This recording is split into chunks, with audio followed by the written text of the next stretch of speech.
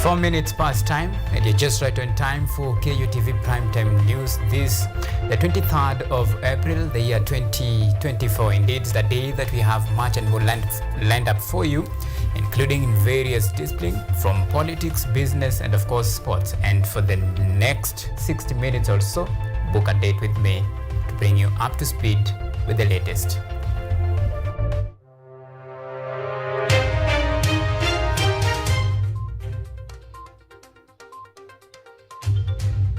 Tonight, you have 24 hours. The state gives striking medics 24 hours to present their demands.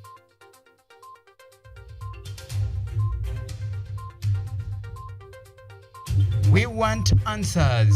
Azmio calls for speedy investigation to determine the cause of the chopper crash that claimed lives of KDF soldiers in Elgeyo Marakwet. Also tonight, the future is in textile. Ruto says Kenya and United States partnership to boost the textile industry in the country. Plus, the wrath of Mother Nature. Traders in Kirinyaga County count losses as floods submerge businesses and schools.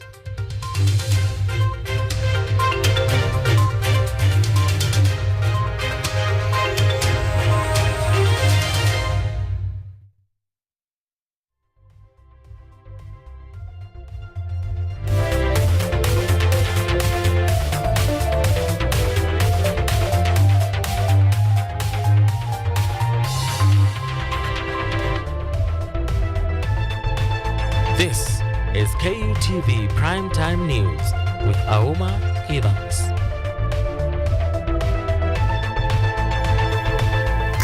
Right, I'm not alone. I'm in full company of Lucy Kiari as our sign language interpreter tonight. And tonight, we begin our bulletin, or rather the state of the nation, with the matters latest development in the field of healthcare.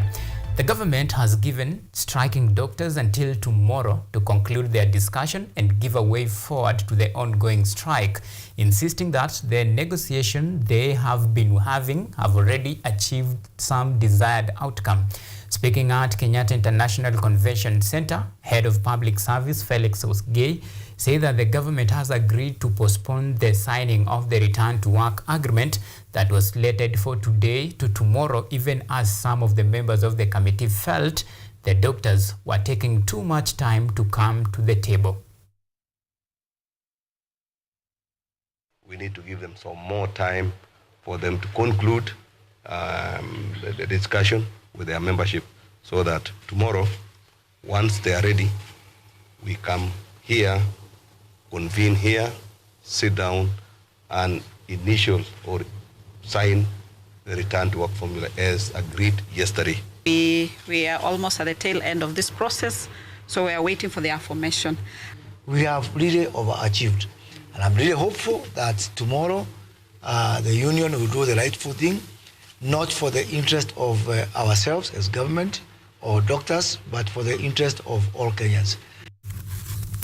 Right, from matters healthcare now to politics. Azmio la Umoja has called for clear intervention in the investigation of the tragic death of Kenya Defence Forces, including the Chief of Defence Forces General Francis Ogola.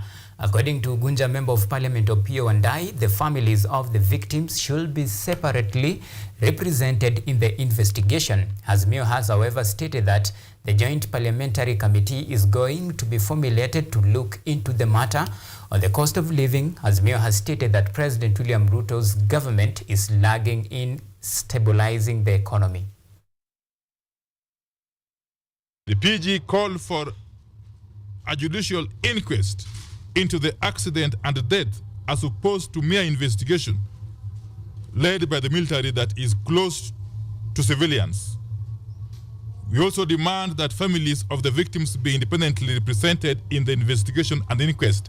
I must hasten to add that we have authorized Honorable Anthony Oluoch and Senator Enoch Wambua to lead a process of establishing a parliamentary inquiry, a joint parliamentary inquiry involving both the Senate and the National Assembly, into the unfortunate death of General Ogola. The meeting also deliberated on the economic circumstances Kenyans find themselves in against the backdrop of sponsored state propaganda that seeks to make people believe that the situation has improved and that life is better. Politics aside, now let's cross over to Machakos County. Kenya now seeks to boost its cotton production to accelerate its productivity in the textile and apparel industry following the launch of the new next-gen packaging factory in Athi River Export Processing Zone. And as Theo Mashari explains in the following report, the factory will manufacture garment accessories including hangers, patches, and woven levels. Yes. President William Ruto on Tuesday during the opening of the next-gen Packaging Kenya Export Processing Zone in Athi River urged investors to take advantage of the lucrative investment opportunities available in the country. In an effort to boost its apparel capabilities, President Ruto disclosed that the government has increased acreage under cotton from 44,000 acres last year to 104,000 acres this year as part of efforts to increase local fabrics. In 2023, we had 8,000 acres under cotton production. We increased that last year to 44,000 acres. This year, we are taking it to 104,000 acres, maybe 120 if we get the next supply of our cotton seed. And next year, we intend to have 200,000 acres under production. The head of state affirmed that this step will give Kenyan-made fabrics a competitive advantage while increasing foreign income and investment with the goal of expanding Kenya's fashion industry. Consequently, Kenya is now the biggest garment exporter to the US in Africa, and our Africa Growth and Opportunities Act apparel strategy has stimulated a 12-fold increase in value of our exports in the last 2 decades. USAID has therefore invested another $11 million in grants in the following areas. Kenya now sits as NextGen's Africa headquarters, complementing its existing operations in Ethiopia, Egypt, and West Africa, and as a result, secured an $11 million partnership deal with the United States to strengthen the textile and apparel subsector. U.S. Ambassador to Kenya Meg Whitman said the two countries will continue working together for the mutual benefit of its citizens, her sentiments being echoed by NextGen's CEO. EPZ, it has been nothing short of a miracle to go from 18 months to being here with the roofs over our head, which we were worried about, and equipment in the warehouse ready to go. So for everybody here who is thinking about Kenya, Nairobi specifically, and in the industrial park here, I can assure you that the process of being up and running, having the support of the government, employees in place that are so skilled and so happy to be working, a diverse workforce, I can't encourage it enough, and I hope you guys have a great event here today, have a chance to visit the other factories and vendors that are here, and enjoy your stay here. Thank you very much. Trade and Investment Cabinet Secretary Rebecca Miano said Kenya expressed her commitment in creating a conducive environment for investments. The government maintains that under its better plan, it will take deliberate measures to accelerate productivity, reduce poverty, increase wealth, and enhance the overall welfare of all Kenyans by directing investments to key value chains. Theo Masharia for KUTV News.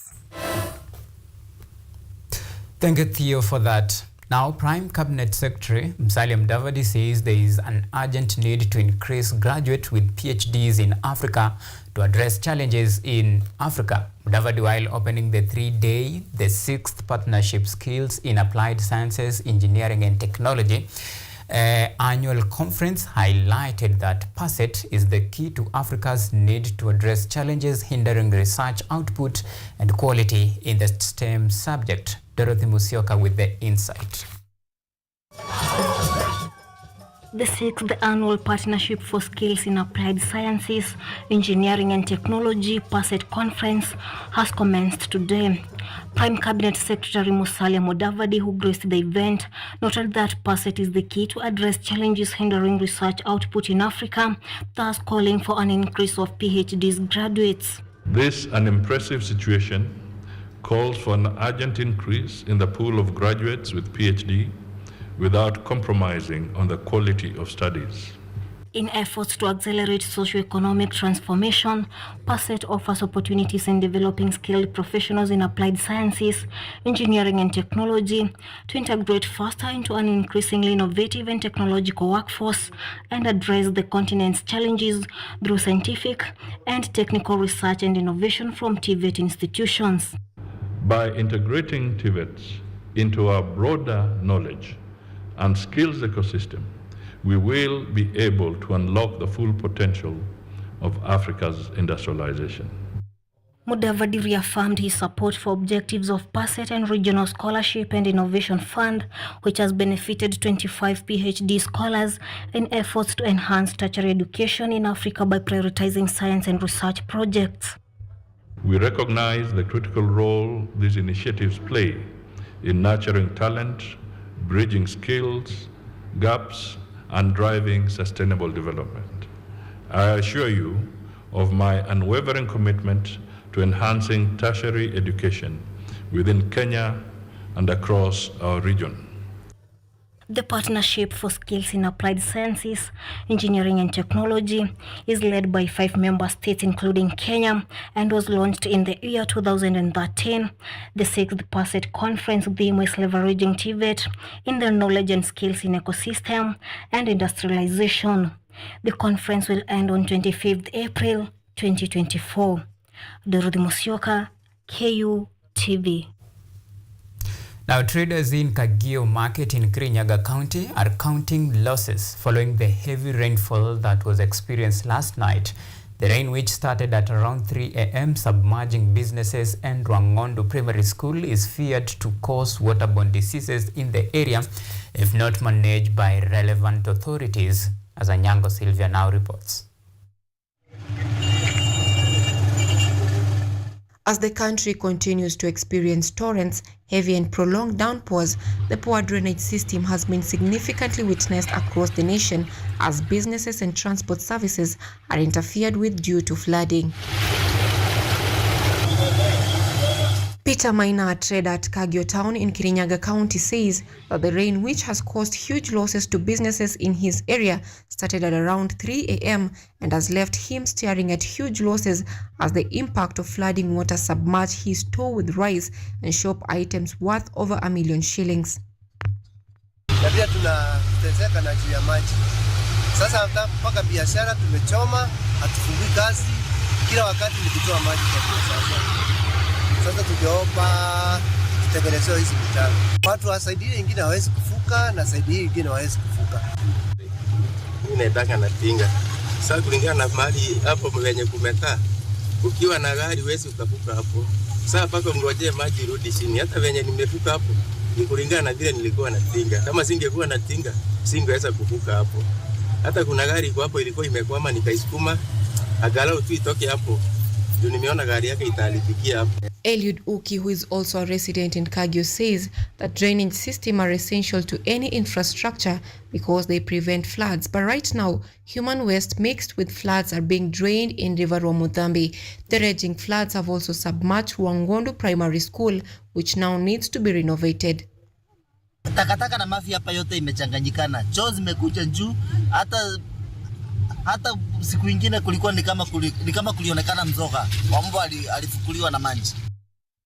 Worried residents have said that part of Calabash Estate is in high risk of disease outbreak as traders are pumping human waste at night, and they need the government to ensure a comprehensive protection of pool of water that mixes with mounds of garbage, which greatly affected the drainage system.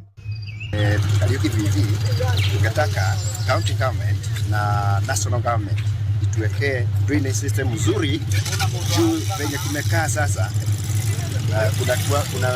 Kunawezekana wakuwa na maradhi na halafu mafuriko imeharibu hata biashara duka zimefungwa juu ya mafuriko. Kagio residents who were today left distraught after floods swept into majority stores and destroyed stock worth millions of shillings want county government of Kirinyaga and the national government to make sure drainage systems are well maintained and look for proper sewage disposal. Anyango Sylvia, KUTV. Right, now we are taking a very short break here on State of the Nation. Of course, when we come, it's all about matters State of the Nation, where I take a look at matters politics, governance, and everything in between. And we have a couple of few topics that we'll run you through by, but this will happen after this very short break. See you now.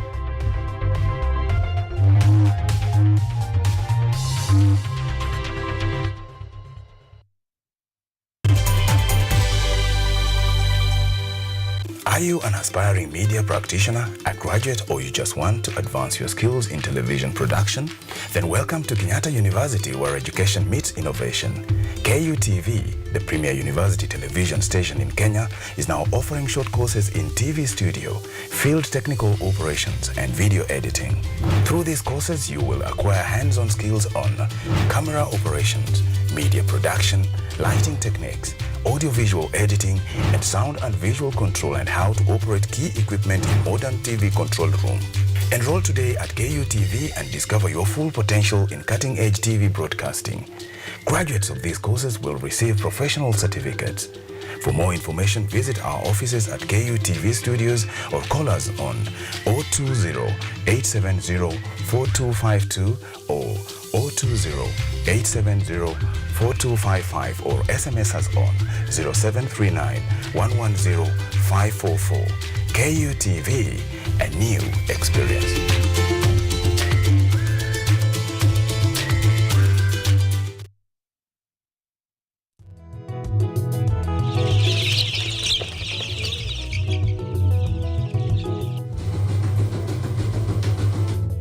Ni kaunti maarufu kwa kuzalisha maziwa na ukuzaji wa majani chai. Pia, serikali ya kaunti inawahimiza wakulima kukumbatia mitindo mingine ya kilimo kuzidisha mapato. Kama kuna kikundi moja inafanya biashara ya kuuza kuku, hao pia tumewafadhili kuwafunza jinsi ya kuhandle zile kuku kwa sababu wanaleta kwa wingi.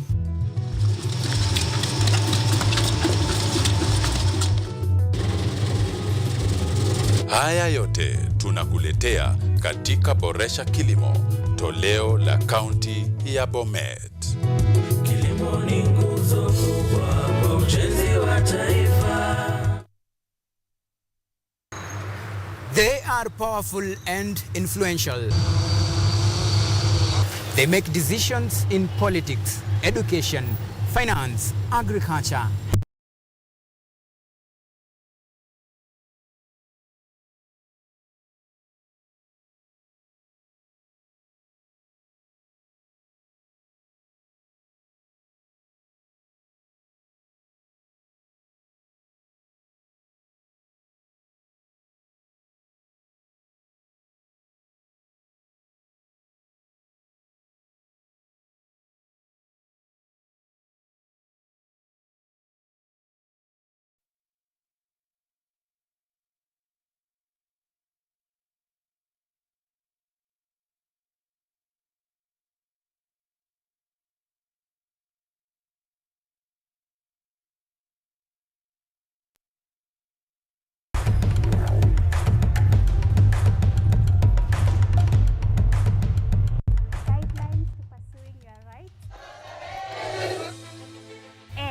Repossessing your property, intellectual or material. This and more, only on Law Matters.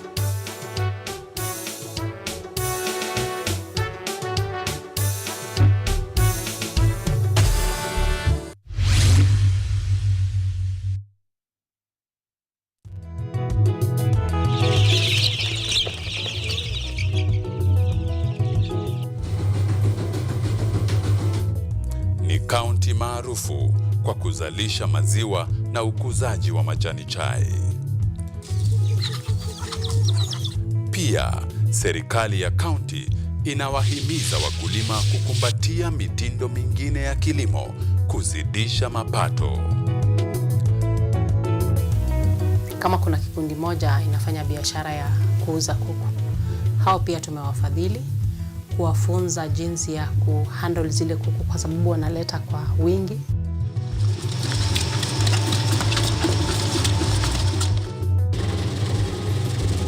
Haya yote tunakuletea katika Boresha Kilimo, toleo la kaunti ya Bomet. Kilimo ni nguzo kubwa kwa ujenzi wa taifa.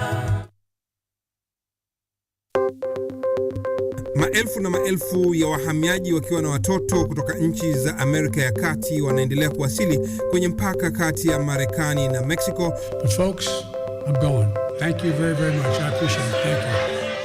Ni habari kutoka pembe zote duniani.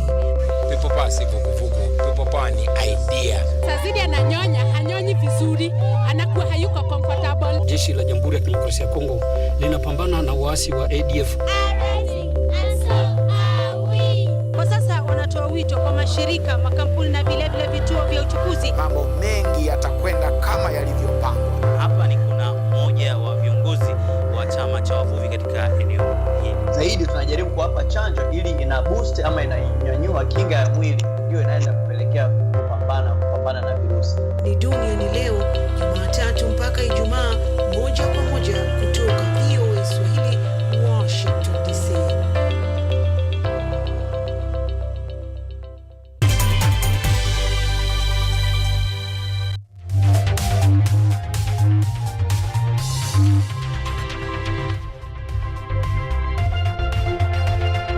You are watching KUTV Primetime News with Auma Evans.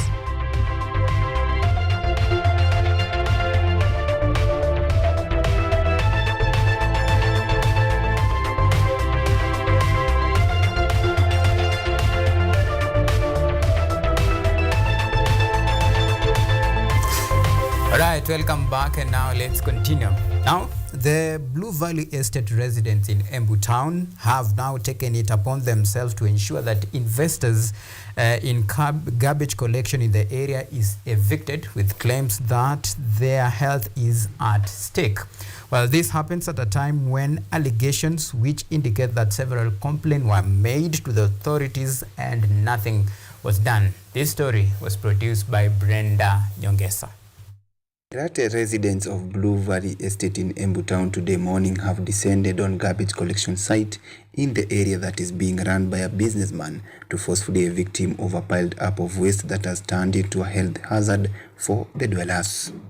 The locals accused the investor of turning the site initially handed over to him by the county government as a waste sorting location into a dumping site, exposing them to diseases associated with poor waste management.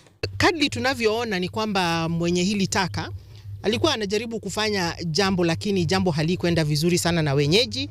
Manake harufu, ale tunaita kwa kimombo air pollution, na pia ground pollution ni kitu ambayo kinaathiri sana afya, haswa ya watoto, ya kina mama na hata ya wazee wetu. Sidhani kama kuna mtu anaweza pita katika hili jimbo na aweze kwenda kulala kwake vizuri. Deputy Speaker Embu County Assembly Ibrahim Swaleh, who is also the area member of County Assembly, has given the operator shillings 20,000 to facilitate clearance of the refuse, with residents threatening to move in and do the work if he fails to comply within 3 days. As a government, tumeachilia mwekezaji akawa yeye ndiye sababu ya kuleta takataka ndani ya community. Ukiangalia chini tu kidogo hapa kuna hospitali inaitwa Liberty. Ukiangalia juu, actually 3 meters, mita 3 kuko na hoteli. Hapa juu kuna nyumba za hostels ambazo zilikuwa zinaishi zinasikia zimehamwa. According to the residents, the smell emanating from the site has discouraged would-be tenants and investors from moving in the area, forcing many residents to vacate the area, while homeowners have been forced to live with the hazardous environment. Tumeumia sana hapa kwa hii estate for a long time. Mimi sikuli chakula kwa nyumba. Harufu akianza kupika damu hapa, sijui anawekanga inaoza kwanza alafu anapika. Akipika hiyo imagine something rotten ikipikwa. Harufu yote inakuja kwangu mpaka natoka naenda pande ile ya juu kwa mandisi. Mimi sina chuki na mtu, lakini nataka tukae kwa environment safi, tusigonjeke. Mimi niligonjeka kitambo sana hapa, nasikia kitu kinapanda kinateremka kwa sababu ya hiyo harufu. Sisi kama wakaaji tumekuwa tukilalamika na tumeona drainage ya sewer system imefungwa na hii dub site, na pia barabara yenyewe maji hayawezi pita kwa sababu pia amefunga na akaweka mchanga kwa barabara, na hiyo imekuwa ikiaffect barabara zetu. However, the locals now demand immediate adherence to the set ultimatum, even as they accuse the devolved unit of turning a deaf ear to their plight. Edward Nyamo, KUTV.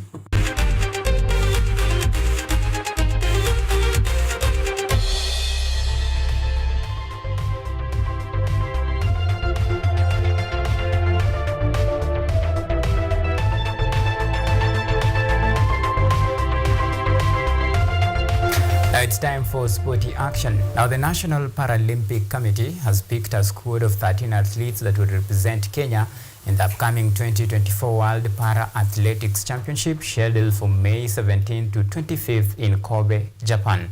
The veteran Kenya Paralympic Samuel Mushai Kimani will headline the Kenyan contingent that include Nelly Sile Jepto, Priska Jepkemei, Rajab Cheti, Nathan Kemboi, and Samson Opio Ojuka, among other names. Kenya will be hoping to grab more qualifying spots in the World Para-Athletics Championship that serves as the final Paralympic qualifiers on top of 7 Kenyan athletes that have so far qualified for the 2024 Paris Paralympic Games.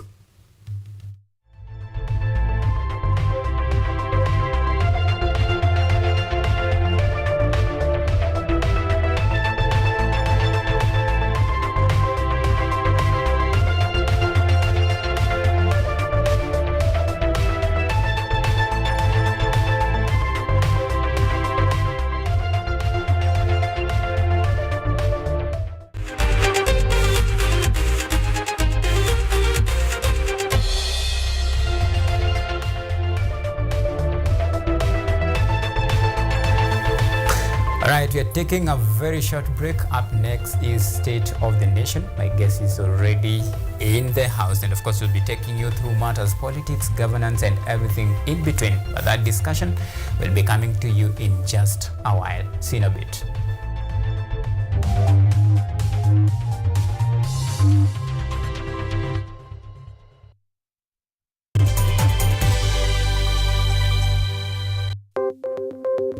Maelfu na maelfu ya wahamiaji wakiwa na watoto kutoka nchi za Amerika ya Kati wanaendelea kuwasili kwenye mpaka kati ya Marekani na Mexico. But folks, I'm going.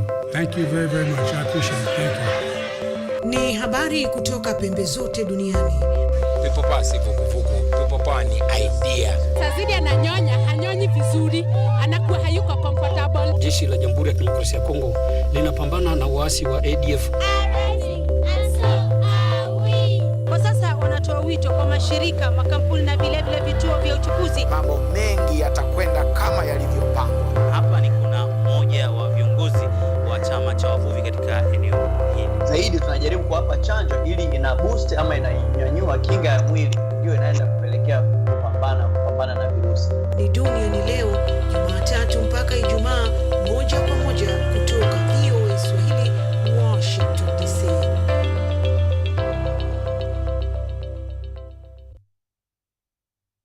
Are you an aspiring media practitioner, a graduate, or you just want to advance your skills in television production? Then welcome to Kenyatta University, where education meets innovation. KUTV, the premier university television station in Kenya, is now offering short courses in TV studio, field technical operations, and video editing. Through these courses, you will acquire hands-on skills on camera operations, media production, lighting techniques, audio-visual editing, and sound and visual control, and how to operate key equipment in modern TV control room. Enroll today at KUTV and discover your full potential in cutting-edge TV broadcasting. Graduates of these courses will receive professional certificates. For more information, visit our offices at KUTV Studios or call us on 020-870-4252 or 020 870-4255 or SMS us on 0739-110-544. KUTV, a new experience.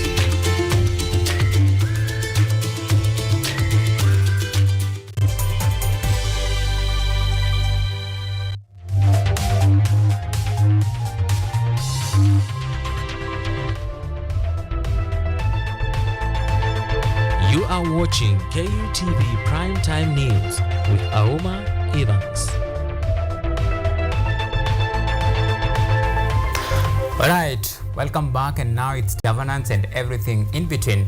So today, or rather this week, there has been quite a lot of development that is happening. From flood, we have presently Kenya had still, the country is still mourning the loss of 10 KDF soldiers, including Chief of Defense Forces General Francis Ogola. Now, Azimio la Umoja One Kenya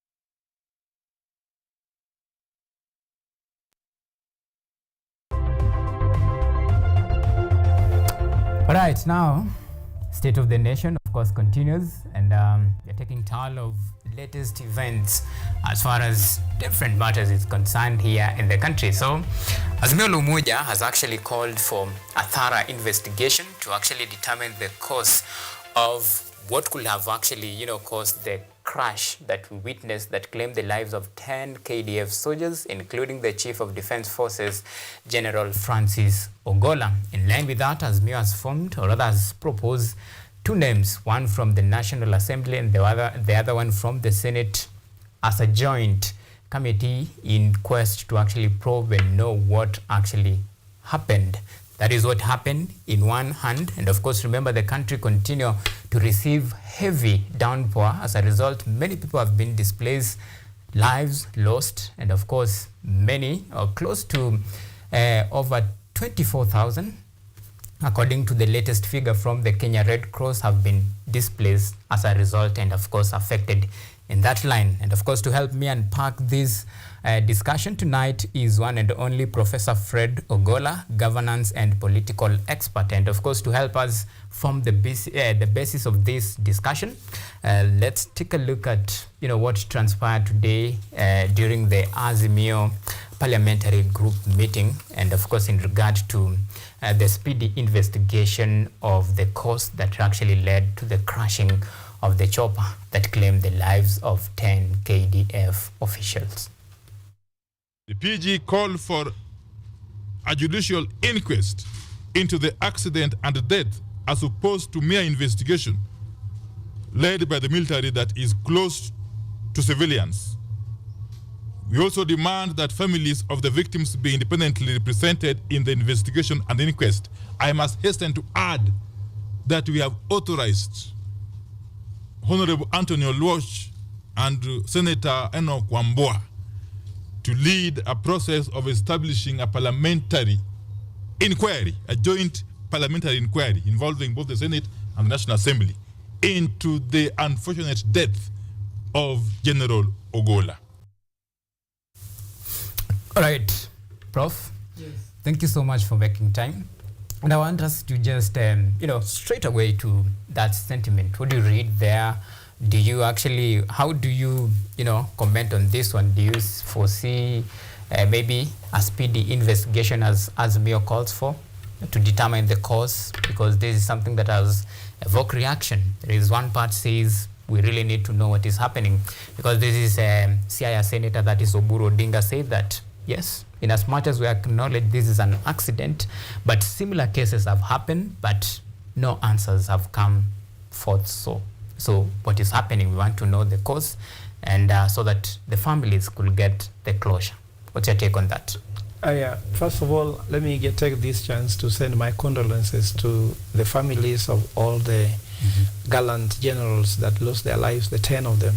All right. And let us not even zero into only the CDF, because now reality is setting in on these families. And I think that after the state was very close to them, now I'm sure Ruto is no longer visiting those families. They are back to their own reality. I'm sure that's the moment of reckoning, discovering that he's not there. You wake up in the morning, you can't call them, you can't have lunch with them, breakfast table looks very different. And that's the reality of all this life. Imagine, Evans, the reality of these things, that the day begins very normal. Maybe the wife that day was waking up to go and do shopping, and the children were waking up, for example, to go visit. It is a normal day, and it ends up being very abnormal day. Right. Then after that, your life changes until the battle day. Then you come back now to very abnormal situations. So this is a very difficult moment for them. General Gola is a namesake to me. General Gola comes from the same county as myself.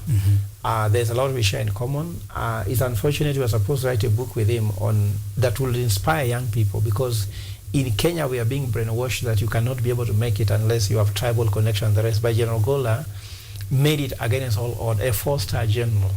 That is not something you can take for granted. And he made it. So it was supposed to everyone, Kenyan, from everywhere I come from, whether you are Kikuyu, Meru, Embu, Eloya, Luo, to learn from this legacy that has made him become a 4-star general and become the CDF of Kenya, against all odds. So my condolences. Right. But now when you go to the Azimio statement, these statements are very similar to what we've had. I'm sure they must have read millions of statements like that since independence. In fact, what Opio Wandai is saying there, I have a different approach. It's not just getting parliamentary people, because Ouko's case was done the same way. Parliament was, Tom Mboya's case was the same way. Saitoti's case made the same statement. Ojode's death, the same statements. Jacob Juma, the same statements. So we cannot continue pursuing the same problem using the same tools and not getting the right answers, and yet we continue using them. All right. Azimio need a software upgrade, a software update. So according to my proposal, which I have already written a letter to the US Embassy, I've written a letter to International Organization of Aviation Authority, to be involved, because these are bodies which are in charge of the airspace. Remember, the International Organization of Aviation Authority, there's a way they understand this thing. I wanted to have independent organizations. Okay. Remember Uko's inquiry, we had the Scotland Yard, we had the FBI, but now here we're being told Kenya Airways to investigate. And now we are being told that Parliament and Senate is coming. So I was looking for multifaceted stakeholder approach that is going to bring a lot of independence and diverse opinions. All right. So, sorry to interject on this. Now that we have the team from Kenya Air Force, then we have Azimio is proposing a joint parliamentary, and of course from both houses, the Senate and the National Assembly. Do this spark some sort of hope that at the end of the day, probably the investigation will be carried out and family will get closure, and actually Kenyans will know the cause that actually caused the death of these 10 gallant soldiers? Do you have faith in that? No, at all. Not at all, because the script is the same. All right. Why I'm trying to say so is that Parliament, you know them, they're always bought to pass bills which are not making sense. Okay. And those two people also can be bought. All right. If anybody wants to stop us from knowing the truth, he can pay them. Parliamentarians collect money in Parliament, in the Senate. So that is a joke of the century. Can you be able to bribe International Organization of Civil Aviation? For you to bribe them, you must actually done something out of this way. All right. Even the UN needs to be involved on this one. So I want independent organizations which are not even Kenyan organizations. Remember, FBI was involved in Ouko case, which was one of the most thoroughly involved. Then secondly, whenever an accident takes place, there are always hypotheses. All right. And the 3 hypotheses are one. It's a bandit attack. because someone says someone was thrown a grenade at the aircraft. Someone says that it was an accident. And then someone says that it is an assassination. Our position at Linda Jamii, all directions end towards what we call an assassination. Why? Right. Because the one for accident, there are always three things that create an accident in an aircraft chopper fall. One, environmental factors. We look at the weather in Egero Marakwet. It was so clear that even the reporters, eyewitnesses are saying they could see the propeller not moving, meaning that visibility was great, not like Satoti's case where the pilot could not see Ngong Forest. And then if you look at the fact that we go to human error is a second thing. Was the pilot drunk? Was he unqualified? Did he not have the good judgment? All those things. A CDF could have the most qualified pilot. Then the third thing that causes an accident is equipment failure or mechanical failure. I'm sure the plane that could likely even fail a president should not have those hitches. So if you go to a second one, it's called the bandit attack. Just give me time. All right. But bandit attack, we cannot even accept that someone can bring down a CDF with a grenade, because that brings international and national challenge. Because imagine if Somalia knows you can bring down an entire CDF with a grenade. Tanzania, Uganda, and now South Sudan is so risky even to accept it. And on the assassination story, we can tell that normally before a next election, some of these things happen. So we have to look for a solution to understand what is it that is a succession plan. Ogola was supposed to retire in May. The person from the Navy was supposed to retire with him in May. So the guy in Navy has to become a CDF now, so that when they retire, he retires in May, the preferred one for the head of state will come to take over in May next year. So those hypotheses actually are there. So if you put the whole thing together, according to us, the science or doing any research, I hate when Oburu says it was an accident. Anybody saying an accident should tell us what do they find out to mean accident. They are what's called ABC. Just give me a time. ABC. I'm finishing. I'll give you time. ABC of research. The first A is called assume nothing. So we are going to assume nothing. We take everything to be a possibility. Secondly, believe nothing. So we don't believe any story when you're doing research. The last one you call check everything. So we have to check each and every source of cause so that we can come with a solution and saying this is the issue. But those people trying to front the issue of accident, I saw Raila saying in Ulinzi that we need to check military equipment.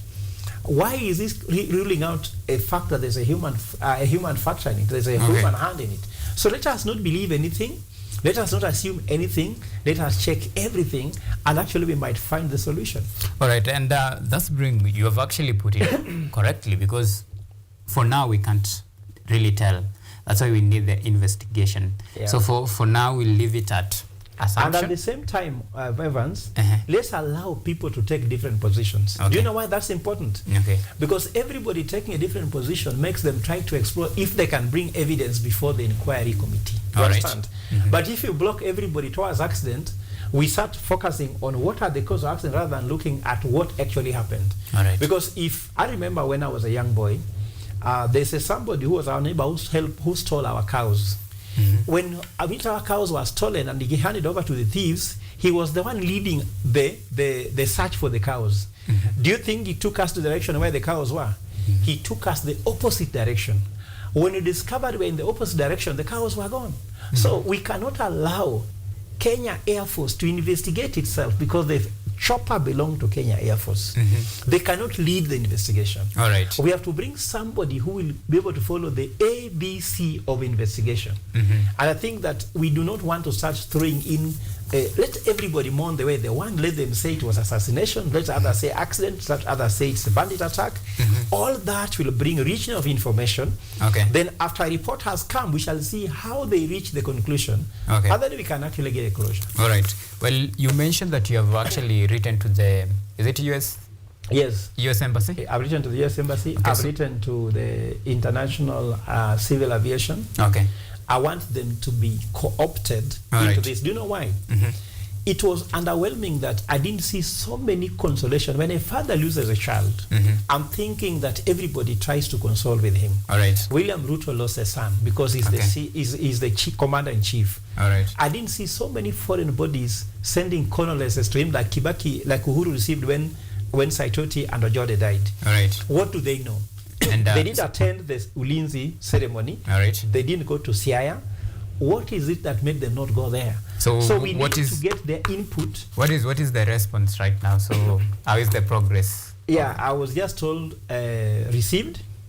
I'm waiting for them now to go forward because I know for them to be part of the investigation, all right, they have to pass through the protocol because we have a commander-in-chief, we have a head of state called William Ruto, so he might or might not accept. Okay. And I think now that he knows I'm talking about it, he should even actually invite everybody so that the credibility of the inquiry is actually fermented. Even Opiyo Wandayi is saying we need a senator, they let them go there.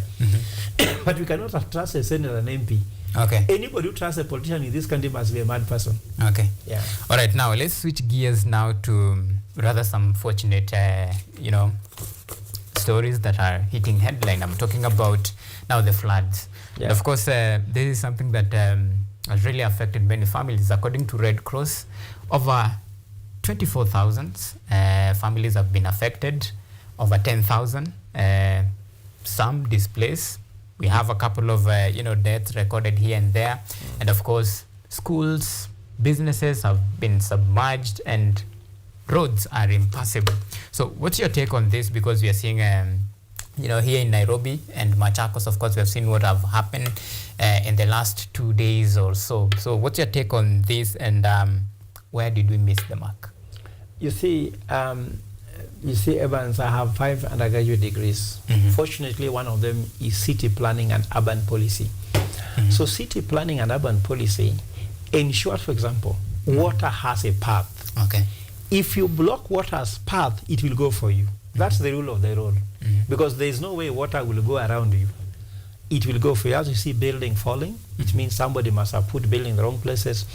So our city planning and urban policy has not been followed to the letter. Have you heard people saying that somebody has built apartments in Karen, yet they should not be there? So what was the city planning and urban policy? Are you law-abiding people, whereby when we plan a city, you follow? I know all blames have gone to Sakaja because Nairobi is having trouble because they say Nairobi should work. But at the same time, Sakaja inherited a city with its own problems, isn't it? Has this solved some of them? The problem is that the amount of money being stolen and being lost in the city that can help do some of those drainage system are not there. Look, for example, I've been told Sakaja spent 10 billion shillings in legal. I'm sure he said he has not paid them, but why are you spending 10 billion shillings in legal suits? Because you are doing illegal things. We see so much money going into just paying staff. I told you there's a disaster management organization in Nyayo House. People die of floods. Have you heard where they went and actually compensated those families? Have you heard where, for example, in Kibra, in Lindi, in this Kogalo bridge, I was there myself. A child fell in water and died. Has not been found until today. Now it's around 3 months. Even the parents buried some image in the village because they could not find them.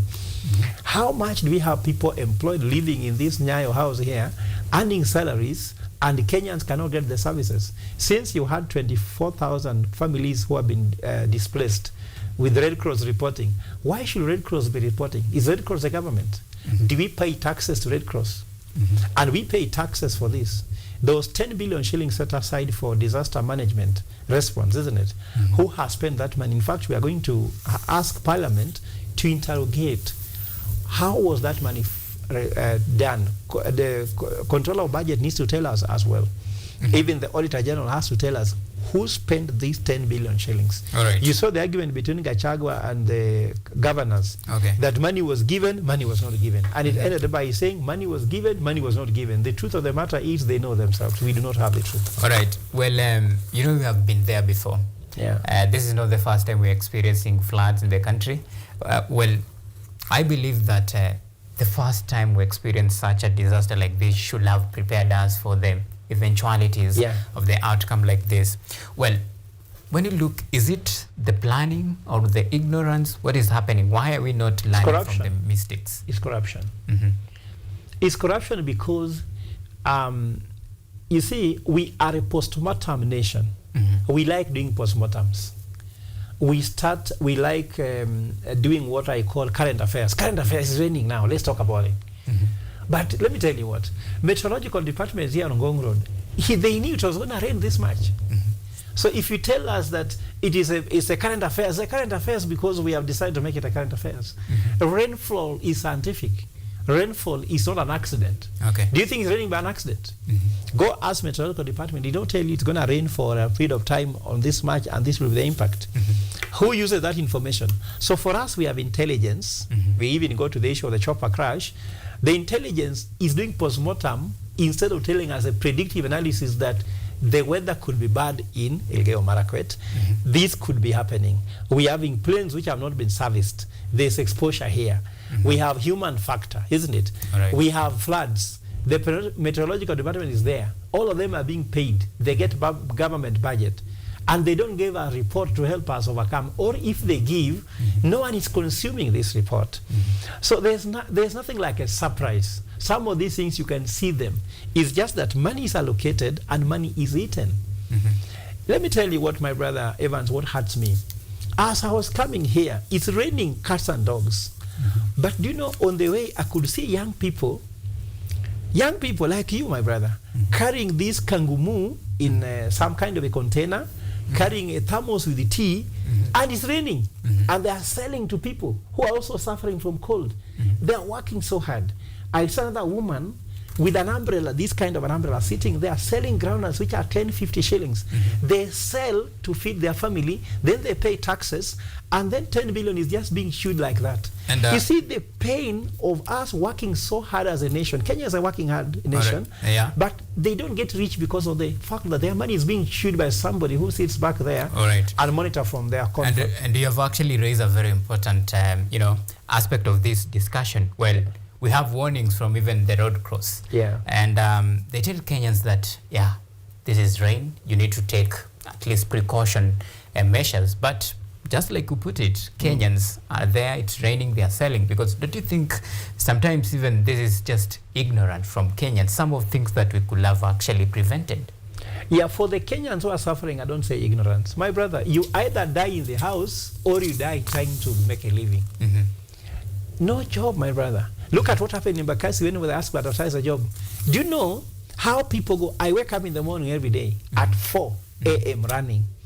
I see young people trying to sell kangumu and tea to watchmen in each and every gate. It's raining. It rains in the morning. For me, running is luxury because I enjoy running on the rain because I'll go on running. But these young people with umbrellas selling tea, their wife prepared tea. That tea was prepared by 2 a.m. They have carried it.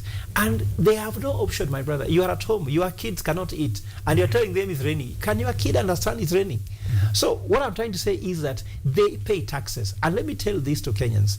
Do not become consultants for your government. You pay taxes. Don't ask questions, oh, the global factors are not working in the dollar. Just tell them, do we have doctors in hospital? Do we have books in school? Do we have teachers? Look for the outcome. Don't complicate your matter. Just ask the questions. Do you have the deliverables? So for Kenyans, we are not here to plan for rainfall. There is somebody being paid to plan for rainfall. There is somebody who is in charge controlling the city construction. There is somebody in charge of urban planning and policy. There is somebody in charge of response in case of a problem. I remember when I was in Spain, there's a day when the snow fell too much until you could not move. Can you imagine Evans who are called? Come to this room, we're given dinner. And we're told, stay here, we're going to bring some blankets to give you a place where you can sleep. And for those who want to move, we recommend don't move because the railway line is full of snow. And everything is dangerous. That person, we didn't have to consult by looking at, now it's raining, there's a lot of snow, what do? Somebody is being paid to take care of it. We need to have a government that says, yes, I have your back. But this government don't have our back. The only thing they want to have is our wallet. So do they have our back or they have our wallet? So we don't want to take our wallet and you can't have our back. Now talking about the government having our back and wallet, and even as we close this discussion, well, there is a very important area that I want you to give me your views on this. I'm talking about now the doctor strikes that have hit 41 days today. Well, there is push and pull between the government and, of course, the striking doctors. There are some of areas that it seems like they have agreed on, but there is one key area that is a bone of contention. I'm talking about the posting of interns. Well, this push and pull, do you think it will come to an end anytime soon? Because the government holds their stand, the same case the striking medics hold their stand, and of course at the end of the day, Kenyans continue to hurt. They go to hospitals, no services. What is happening? Do you think there is an end to this? Briefly. But let me ask you, Evans, have they postponed the paying of taxes so that they can postpone the delivery of services? Are you still paying taxes? You are still paying taxes. Why are they postponing the service delivery when doctors are on strike?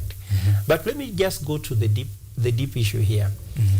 The issue is that the state have money to pay doctors. Yes, because between the office of the first lady, the first daughter, the first lady, and the one of the second lady, and the prime secretary, there's a budget of 1.3 billion that the doctor is looking for. There's money.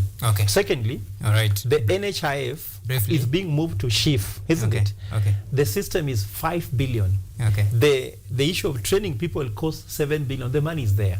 The doctor asking too much? No, because let me tell you, the intern issue is key because who is the next doctor?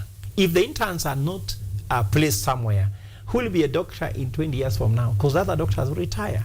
At the same time, the interns are important in helping the care service. Do you know that I was not delivered by a doctor, I was delivered by a midwife. So there's an intern that should be there, and these interns are key. I remember that these guys were given contracts during Uhuru time, during COVID. They were being paid 15,000 shillings. Now the 50,000 people came in. So there's a lot of historical issues. So I want to ask doctors, stay steady. Do not leave the table until everybody has eaten. As a head of the family, never eat before your kids have eaten. Don't rush to eat. So let everyone be sorted before you leave the table, because nobody is safe until all of us are safe. All right, fair enough. Well, Prof, thank you so much. We're running out of time. My director is literally screaming on my ears. Sorry about that. Thank you for your insight. This has been the State of the Nation. Many thanks for you, our viewers, for always keeping us accompanied the last 60 minutes or so. My good name is Auma Evans, and of course, Lucy Kiare has been our sign language interpreter tonight. For the men and women who made this production a success, big salute. God bless you. See you next time. Thank you.